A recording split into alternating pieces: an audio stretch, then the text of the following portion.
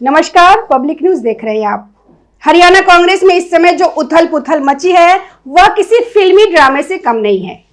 एक और राज्यसभा चुनाव की दहलीज पर खड़ी पार्टी अपने कुनबे को बचाने के लिए हाथ पांव मार रही है, तो दूसरी ओर भीतर घात और टिकट के बदले करोड़ों की वसूली के आरोपों में राहुल गांधी की टीम की रातों की नींद उड़ा दी है। 16 मार्च को होने वाला राज्यसभा चुनाव से पहले हरियाणा कांग्रेस की स्थिति तैरती नाव में छेद जैसी हो गई। राहुल गांधी इन दिनों हरियाणा की राजनीति को लेकर काफी सक्रिय नजर आ रहे हैं। दरअसल मामला राज्यसभा चुनाव का है और कांग्रेस के लिए यह चुनाव केवल एक सीट जीतने का सवाल नहीं बल्कि प्रतिष्ठा की लड़ाई बन चुका है। इसी वजह से कांग्रेस नेतृत्व ने अपने विधायकों को एकजुट रखने और किसी भी तरह की टूट फूट से बचाने के लिए कई तरह की रणनीतियां बनाई। बताया जा रहा है कि कांग्रेस नेतृत्व अपने हरियाणा के विधायकों को राज्यसभा चुनाव तक सुरक्षित रखने के लिए उन्हें किसी दूसरे राज्य के रिसोर्ट में भेजने की योजना बना रहे हैं। चर्चा यह भी थी कि इन विधायकों को हिमाचल प्रदेश या कर्नाटक के किसी रिसोर्ट में रखा जाएगा ताकि चुनाव तक कोई क्रॉस वोटिंग या टूट फूट न हो सके। लेकिन इस पूरी योजना को बड़ा झटका उस समय लगा जब कांग्रेस की एक महत्वपूर्ण बैठक में ही उनके 5 विधायक गायब हो गए। यह बैठक चंडीगढ़ में कांग्रेस विधायक दल की थी, जिसमें पार्टी के तमाम बड़े नेता मौजूद थे। इस बैठक में भूपेंद्र सिंह हुड्डा, हरियाणा कांग्रेस के प्रदेश अध्यक्ष राव नरेंद्र सिंह और हरियाणा कांग्रेस के प्रभारी बीके हरप्रसाद समेत कई वरिष्ठ नेता शामिल हुए। बैठक का उद्देश्य साफ था, सभी विधायकों को एक साथ बिठाकर राज्यसभा चुनाव की रणनीति पे चर्चा करना और उन्हें यह भरोसा दिलाना कि सभी को कांग्रेस के पक्ष में ही वोट करना है। लेकिन जब बैठक शुरू हुई तो यह देखकर नेताओं की चिंता बढ़ गई कि सभी विधायक मौजूद नहीं हैं। कुल 37 कांग्रेस विधायक होने चाहिए थे, लेकिन बैठक में केवल 32 ही पहुंचे। 5 विधायक नाराज रहे। यही वो क्षण था जब कांग्रेस नेतृत्व के भीतर बेचैनी बढ़ गई। सवाल उठने लगा कि आखिर ये 5 विधायक कहां गए और क्यों बैठक में शामिल नहीं हुए। इन गायब विधायकों में सबसे चर्चित नाम विनेश फोगाट का है। विनेश फोगाट हाल ही में राजनीति में आई थी और कांग्रेस में उनका जोरदार स्वागत किया गया था। वह एक मशहूर पहलवान रही हैं और खेल जगत में उनका नाम बड़ा है।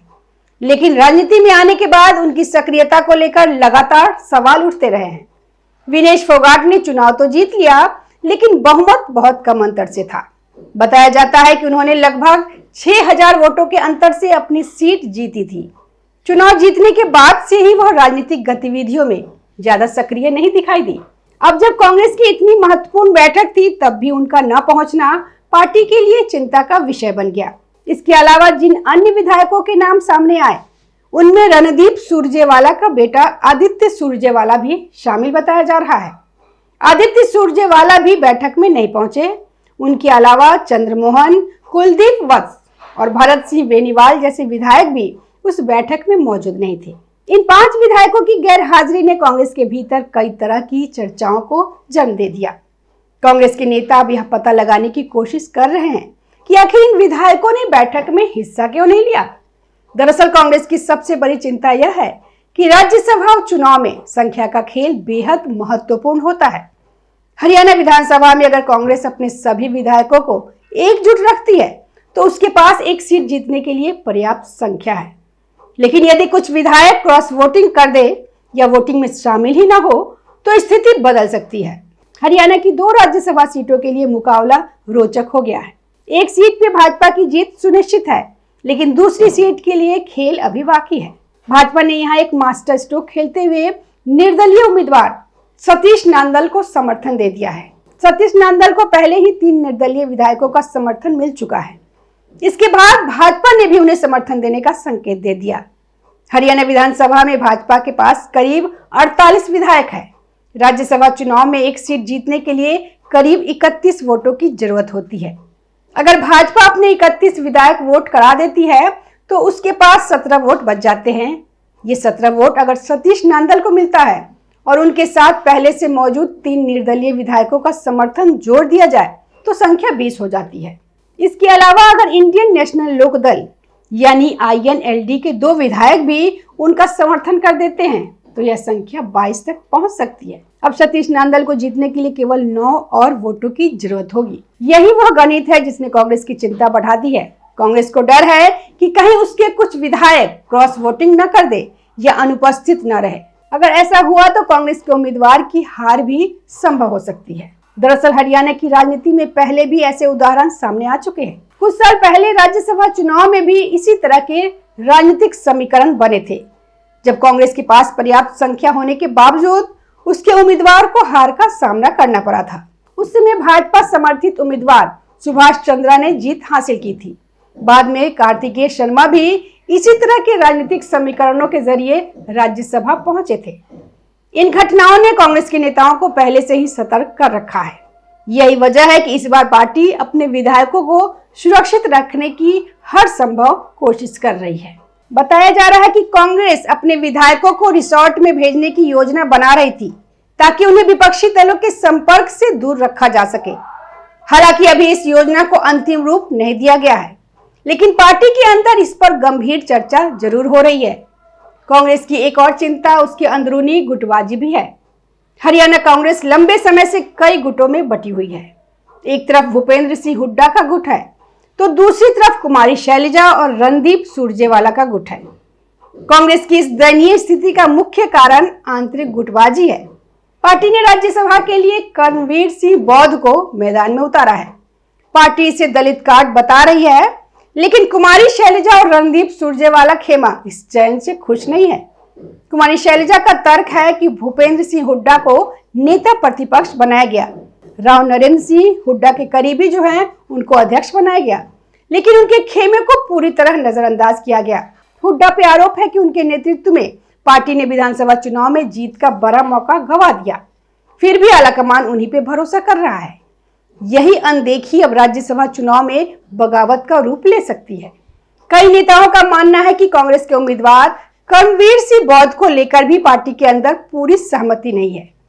हालांकि कांग्रेस ने उन्हें दलित समाज से आने वाला उम्मीदवार बताकर चुनाव मैदान में उतारा है, लेकिन कुमारी शैलजा और रणदीप सुरजेवाला गुट के कुछ नेता इस फैसले से पूरी तरह संतुष्ट नहीं बताए जा रहे। इसी वजह से पार्टी नेतृत्व को डर है कि कहीं यह अंदरूनी असंतोष राज्यसभा चुनाव में नुकसान न पहुंचा दे। उधर कांग्रेस की मुश्किलें केवल राज्यसभा चुनाव तक सीमित नहीं है। हाल ही में हरियाणा महिला कांग्रेस की महासचिव सुचित्रा सिंह ने भी पार्टी के कुछ बड़े नेताओं पर गंभीर आरोप लगाए। सुचित्रा सिंह और उनके पति गौरव कुमार ने आरोप लगाया है कि विधानसभा चुनाव का टिकट देने के नाम पे उनसे करोड़ों रुपए लिए गए थे। उनका कहना है कि उन्हें बावल विधानसभा सीट से टिकट देने का वादा किया गया था और इसके लिए उनसे करीब 7 करोड़ रुपए मांगे गए। सुचित्रा सिंह का दावा है कि उन्होंने यह रकम पार्टी के कुछ नेताओं के करीबी लोगों के खातों में भेजी थी। उन्होंने यह भी आरोप लगाया कि इस मामले में केसी वेणुगोपाल के निजी सहायक और प्रियंका गांधी के निजी सहायक के खातों में भी पैसे भेजे गए थे। सुचित्रा सिंह ने इस मामले में दिल्ली पुलिस में शिकायत भी दर्ज कराई है। हालांकि कांग्रेस के नेता इन आरोपों को पूरी तरह से खारिज कर रहे हैं। हरियाणा कांग्रेस के प्रदेश अध्यक्ष राव नरेंद्र सिंह का कहना है कि सुचित्रा सिंह पार्टी में एक पद चाहती थी और जब उन्हें वह पद नहीं मिला तो उन्होंने इस तरह के आरोप लगाने शुरू कर दिए। लेकिन यह मामला अब जांच के दायरे में आ सकता है और अगर जांच आगे बढ़ती है तो कांग्रेस के लिए यह एक और बड़ी मुश्किल बन सकता है। इस समय कांग्रेस के सामने दोहरी चुनौती है। एक तरफ से राज्यसभा चुनाव में अपने उम्मीदवार को जीत दिलानी है और दूसरी तरफ पार्टी के अंदर उठ रहे विवादों को भी संभालना है। राजनीतिक विश्लेषकों का मानना है कि अगर कांग्रेस इस चुनाव में हार जाती है तो इसका असर केवल हरियाणा की राजनीति तक सीमित नहीं रहेगा, इसका असर राष्ट्रीय राजनीति पर भी पड़ेगा, क्योंकि राज्यसभा में संख्या का संतुलन भी प्रभावित हो सकता है। फिलहाल कांग्रेस नेतृत्व अपने विधायकों को एकजुट रखने की कोशिश कर रहा है।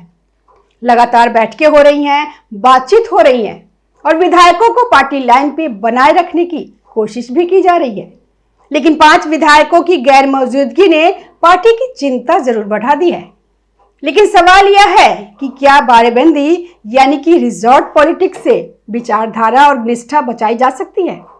पहले ही बैठक में 5 विधायकों का गायब होना यह संकेत देता है कि कांग्रेस का किला अंदर से दरक चुका है। 16 मार्च को यदि कांग्रेस यह सीट हारती है तो यह केवल एक सीट की हार नहीं होगी, बल्कि हरियाणा में हुड्डा के नेतृत्व और राहुल गांधी की रणनीति पर अंतिम मुहर होगी। अब सबकी नजर इस बात पर टिकी है कि राज्यसभा चुनाव के दिन क्या होता है। और कांग्रेस अपने सभी विधायकों को एक साथ रख पाने में सफल होती है या नहीं, क्योंकि हरियाणा की इस राजनीतिक बाजी में जीत और हार का फैसला सिर्फ कुछ वोटों से तय हो सकता है। धन्यवाद।